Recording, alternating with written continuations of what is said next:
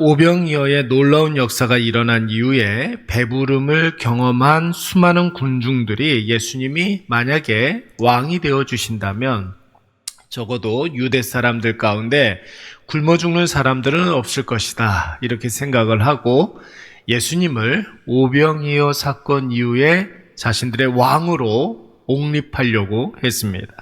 이러한 움직임을 간파하신 예수님께서는 가장 먼저 제자들을 군중들에게서 떨어지게 해놓으시고 흥분한 군중들을 잠잠케 하시고 자진 해산시키시고 난 이후에 예수님은 홀로 산에 올라가 기도에 들어가셨습니다. 그리고 밤이 지나 새벽이 되었습니다. 여러분 48절 말씀에 보시면 밤 사경이 되었다라고 했는데, 여러분 유대 시간으로 밤 사경이라는 것은 오늘날 우리의 시간으로는 새벽 3시부터 한 6시 정도가 되는 것입니다. 그러니까 오늘 우리가 기도하러 모인 이 시간이 되는 것입니다. 예수님께서는 밤새도록, 그러니까 산에 올라가 기도를 하신 것이고 제자들은 밤새도록 갈릴리 호수 한가운데 있었던 것이죠. 그런데 여러분, 그때 어떤 일이 벌어졌습니까? 변화무쌍한 갈릴리 호수의 날씨답게 갑자기 풍랑이 일기 시작했던 것입니다. 본문에서는 바람이 거스름으로 라고 그랬는데, 제자들이 여러분 지금 벳세다로 가고 있는 중에 있지 않습니까? 그러니까 갈릴리 동쪽에서 갈릴리 서쪽으로 이게 횡단하는 그런 가운데 있었던 것입니다. 서쪽으로 가기 위해서 노를 젓고 있었는데 갑자기 불어왔던 역풍으로 인해서 노젓기가 힘들어졌고, 노젓는 것만 힘들어진 것이 아니라 작은 배에 장정 12명이 타고 있었으니 바람이 여러분 점점 세지고 풍랑이 들이치고, 그러니까 제자들이 탄 배가 점점 위태하게 되었던 것입니다. 사랑하는 여러분, 제자들의 입장에서 한번 생각해 보십시오. 방금 전까지 제자들이 어떤 일을 경험했습니까? 오병이어의 놀라운 역사를 경험했습니다. 예수님께서 오병이어를 들고 하늘을 우러러 축사하신 이후에 제자들에게 나눠주라 하실 때에 떡을 떼어 사람들에게 나눠주면 나눠줄수록 떡이 줄어들지 아니하고 생선이 바닥나지 않는 거예요. 수많은 사람들이 먹고 또 먹고 계속 먹는데도 떡과 생선이 줄어들지 않았는데, 심지어 모든 사람들이 다 배불리 먹고 남은 것이 12바구니나 되었다고 했으니 여러분, 제자들의 마음이 얼마나 들떴겠습니까? 그런데 갑자기 돌풍이 불기 시작했고 노젓기가 힘들어지는 거예요. 오병이어를 경험했던 제자들인데 노젓기가 힘들어지고 배가 요동치기 시작했습니다.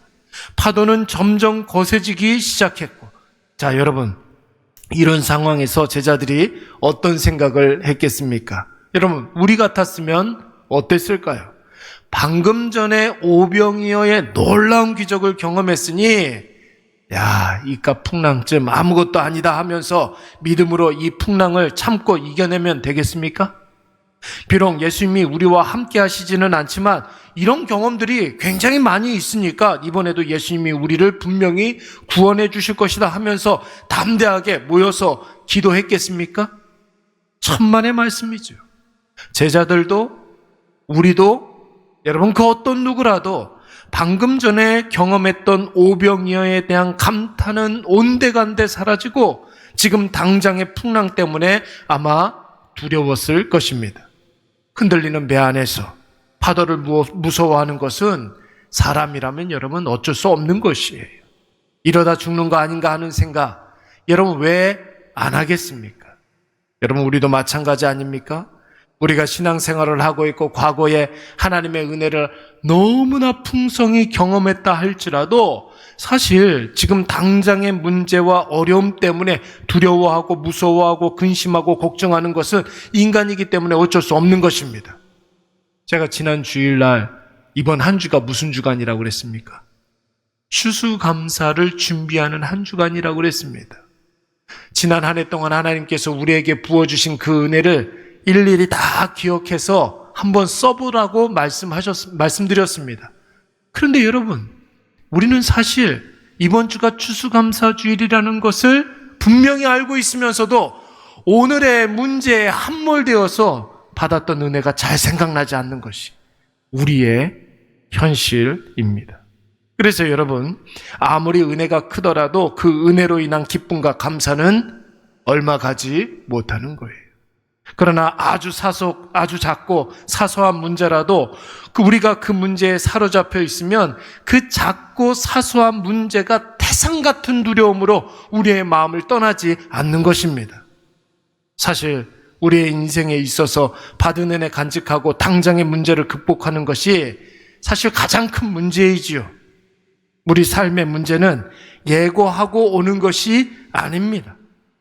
어느 날 갑자기 오늘 제자들이 만난 풍랑처럼 우리가 좋은 일이 있어서 감격하고 있을 때 그 어려움이 들이닥칠 때가 있을 것이고, 다른 문제로 속상해하고 있는데 설상가상으로 그거보다 더 큰 문제가 우리를 엄습할 때가 있습니다.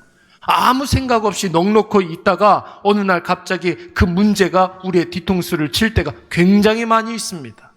그때 여러분, 우리는 어떻게 해야 되겠습니까? 늘 말씀을 드리지만 우리는 삶의 방법이 있는 사람들이라고 그랬습니다. 여러분, 우리가 불신자와 예수 믿는 사람들의 차이가 뭐예요? 어렵고 힘든 문제를 만났을 때 그들에게는 방법이 없고 우리에게는 방법이 있고 돌파구가 있는 줄로 믿습니다. 아무리 힘들고 답답한 문제가 있다 할지라도 우리는 예수 그리스도라는 마스터키가 있는 사람들이, 돌파구가 있는 사람들입니다. 여러분, 그 방법이 바로 예수 그리스도라고 이야기하지 않았습니까? 바람이 거스르는 상황에서, 돌풍이 부는 상황에서, 파도가 치고 풍랑이 일어나는 상황에서 기어코 우리가 예수 그리스도를 생각해내야 할 줄로 믿습니다. 그리고 내 앞에 있는 그 문제와 예수 그리스도를 연결시켜 보는 거예요. 지금 내 앞에 있는 여러 가지 문제들을 나의 구원자 되신 예수 그리스도와 연결시켜 보는 것이죠. 우리의 삶에 맞는 공식이신 예수 그리스도를 그 문제에 연결시켜 우리가 대입시켜 보면 여러분, 그 문제의 실마리가 풀리게 될 줄로 믿습니다. 여러분, 그 다음에 우리가 뭘 해야 되겠습니까? 예수 그리스도의 이름으로 기도하는 거예요. 여러분, 이것이 왜 중요합니까? 예수님이 우리의 상황을 다 보고 계시기 때문에 그런 것이죠. 여러분, 48절 말씀을 보시면은 제자들이 지금 바람으로, 풍랑으로, 파도로 고통받고 있는 것을 예수님께서 어떻게 하셨다고 그랬습니까? 보시고라고 그랬어요. 보시고. 여러분, 보시고라는 말의 시제가 굉장히 중요한데 현재 진행형으로 쓰여져 있습니다. 지금 보고 있다라는 것이, 예수님이 지금 제자들과 떨어져 있지만 예수님은 산에 있고 제자들은 바다에 있지만 예수님은 지금 계속 제자들을 불꽃 같은 눈으로 지켜보고 있는 줄로 믿습니다. 오늘 이것을 우리가 꼭 기억하시기 바랍니다. 인생의 풍랑은 여러분 어느 날 갑자기 다가오는 것이에요. 우리가 살면서 당하는 여러 가지 문제는 예상은 할 수가 있습니다. 다른 사람들에게 있는 여러 가지 문제들이 여러분 결국은 우리에게도 찾아오거든요. 예상은 할 수가 있어요. 그런데 그 시기는 모릅니다. 어느 날 갑자기 남들에게 있었던 그 일이 우리에게 닥쳐오게 되는 것이죠. 그때 우리가 놀라서 우왕좌왕하면 방법이 없습니다. 그러나 어떤 상황이든 여러분 우리 마음속에 예수님 생각 많이 하시기 바랍니다. 여러분, 그래서 우리 일회교회가 늘 지향하고 있는 성도 어떤 성도입니까? 늘 예수님 생각 많이 하고 예수님 생각으로 결정하고 선택하고 다른 사람들에게 예수님 생각 많이 나게 하는 성도. 벽에 붙어 있어요. 지나가면서 한번 보세요. 그런 성도예요. 예수 그리스도를 많이 생각하고 내 안에 있는 여러 가지 문제들을 그 예수님과 연결시켜 보는 것이죠. 그런 다음에 뭐 하라고 그랬습니까? 기도하고 또 기도하고 계속 기도하고 응답될 때까지 기도하고 응답되고 난 이후에도 기도해야 될 줄로 믿습니다. 여러분, 그러면 예수님이 우리를 위해서 물 위를 걸어 오시는 것을 선명하게 보게 되는 줄로 믿습니다. 예수님이 물 위를 걸어 오신다고요. 예수님의 은혜가 선명해지면 뭐가 희미해집니까? 근심과 걱정이 희미해지는 것입니다. 여러분, 오늘 우리가 겪고 있는 그 문제, 하나님께서 기도하라고 주신 문제인 줄로 믿습니다. 기도해야 해결될 문제입니다. 기도하면 하나님의 은혜가 선명하게 우리 가운데 역사하시는 것을 보게 될 줄로 믿습니다. 우리 이 시간에